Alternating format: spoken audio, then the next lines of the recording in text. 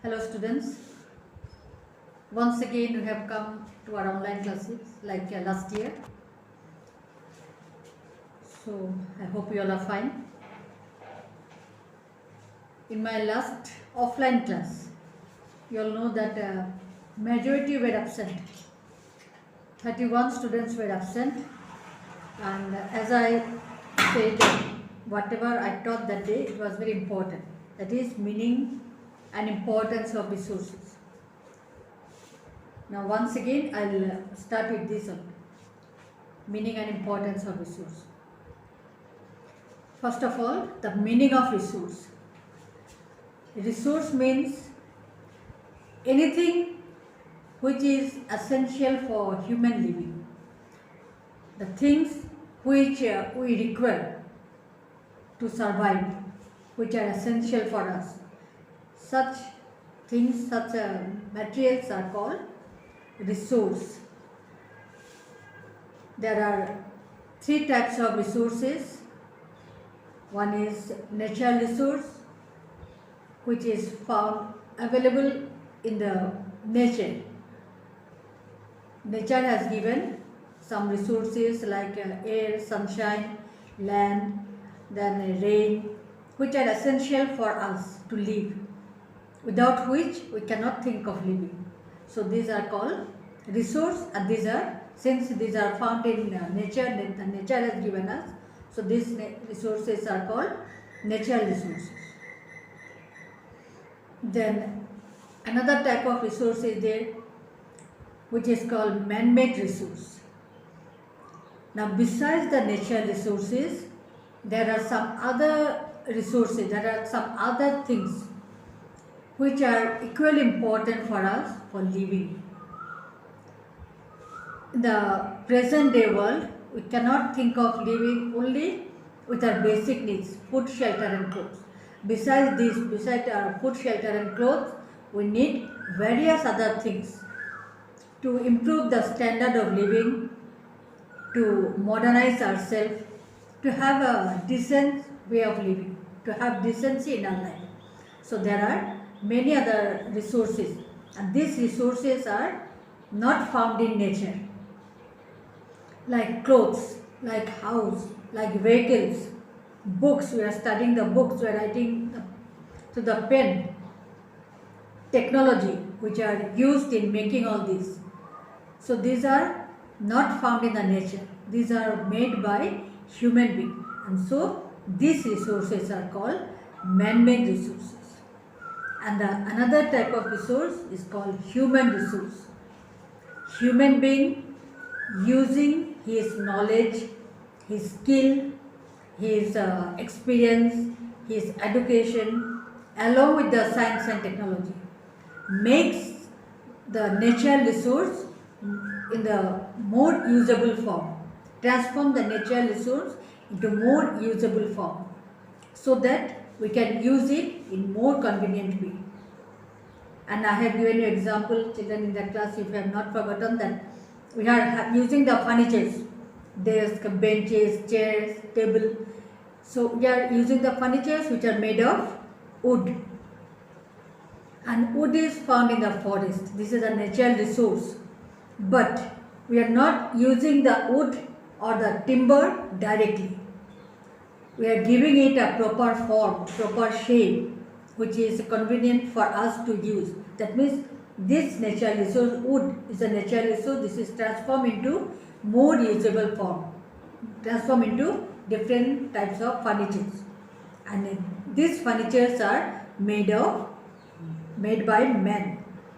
And how the man has made, using his talent, using his knowledge, experience, along with the science and technology.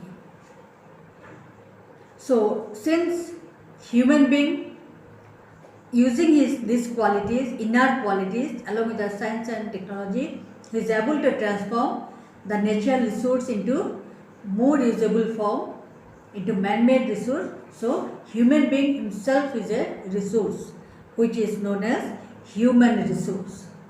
Clear, children? Have you understood? Now there are resources natural resources which are available in the nature, and these resources are given into more usable form by human being along with the science and technology. And thus human being is related to resource in two ways. Human being is, that means man is related to resource in two ways. One is as a producer of resource. Man produces man-made resource. Man produces man-made resource with the help of the natural resource and science and technology, using his knowledge, talent, experience, skill, ability. So he is able to make man-made resource. So he is the producer of resource. So man is connected, man is related to resource as a producer of resource. At the same time, whatever he produces, it is consumed by man. Man produces the resource, again man only consumes the resource. We buy the things. Furnitures are produced by man, and we people are buying the furniture. Books are produced by man, we people are buying the books. Vehicles are produced, we people are buying the vehicles. That means we are related to resource as a producer of resource as well as the consumer of resource. Understood? Now, there are two attributes of resource, two properties of resource, two qualities of resource. One is utility, other one is functionality. Now, to be a resource, any material, any substance, anything, to be a resource, it must have utility. Now, what is utility? Utility means satisfying capacity, power to satisfy one's need. Now, any material which has the power to satisfy one's need, that is called resource, utility. Now this pen, what do we do with the pen? We write. Whenever we need to write, we use the pen. That means pen has the capacity to satisfy our needs. Clear? So it can be called resource. At the same time, it must have functionality. To be a resource, a substance, a thing, any material must have functionality. It should have some functions to do. This pen, what is its function? Its function is to write. We write with this pen. That means this pen has utility as well as functionality. That means it is a resource. Resource does not mean that it should be costly. A simple material, a piece of chalk, it also is a resource because it has functionality as well as it has utility. Understood? Now, resource is dynamic. Dynamic means resource does not remain the same. Resource changes.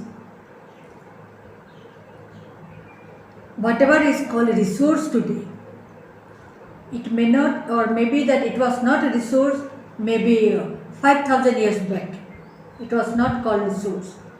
But today it has become resource. Or today what is called resource, after 20 years back it may not be called resource. It is resource does not mean whatever resource today, it was resource earlier and it will be resource forever. Resource changes because of the development of science and technology, because of the development of human society, because of the change of human needs, the resource changes. Clear? Here children, you underline these two things. Here you say page number 5. You say functionality and utility. You underline it. Very often it comes. Then you underline man is associated to resource in two ways, as a producer of resource and as a consumer of resource. These two things you underline.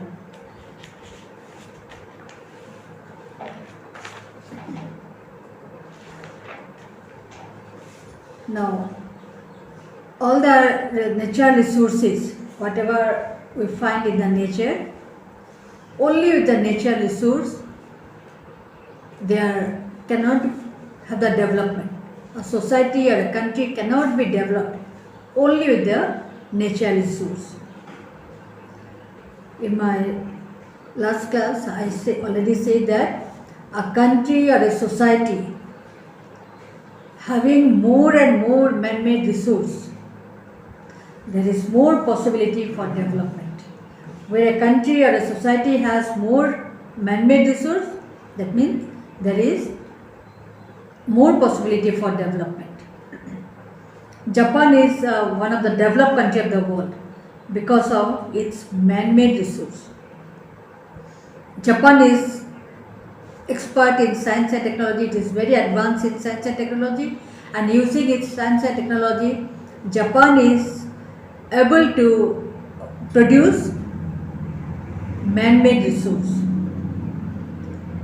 Though Japan lacked natural resource, Japan is not very rich like India in natural resource. India is very rich in natural resource, but not Japan.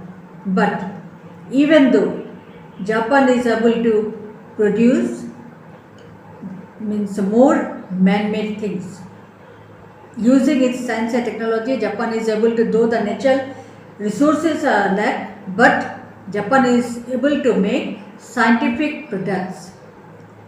Using the technology, Japan is able to produce scientific product. As natural rubber is not available there, or in place of natural rubber, Japan is able to make synthetic rubber. That means man-made, synthetic rubber is a man-made resource to fulfill the needs of the people, and as the natural resource is lacked, natural resource is not sufficient, so Japan is using technology, using their skill, knowledge, ability, Japan is able to make scientific product. And people, since the present world is a modern world, people needs are unlimited. So the resources taken from the nature, using the science and technology, it is transformed into man-made resource. And so now the development is possible only with the natural resource. Earlier, people used to depend only on the natural resource. They used to go from here to there, whatever they found around them, roots, fruits, leaves, those things they used to have raw. They used to cover their body with the skins of animals or barks of trees. Then at night they used to take shelter in the hollows of trees or caves. That means fully their life was fully determined by the nature. But now, with the help of natural resources, we are able to make the things according to our choice. We are making the houses, we are making the clothes, we are making our food, delicious foods, and as a result, development and modernization has become possible. Okay, student, today we stop it, and then in my next class the resource is dynamic. How resource is dynamic, that I will explain to you. Okay, but go through it, try to understand, and this part is very important. Many questions you will get from here, so try to understand. If you don't understand, next class you can tell me, or you can tell me in my WhatsApp. You'll have got my WhatsApp number, so you can contact me. All right? Okay.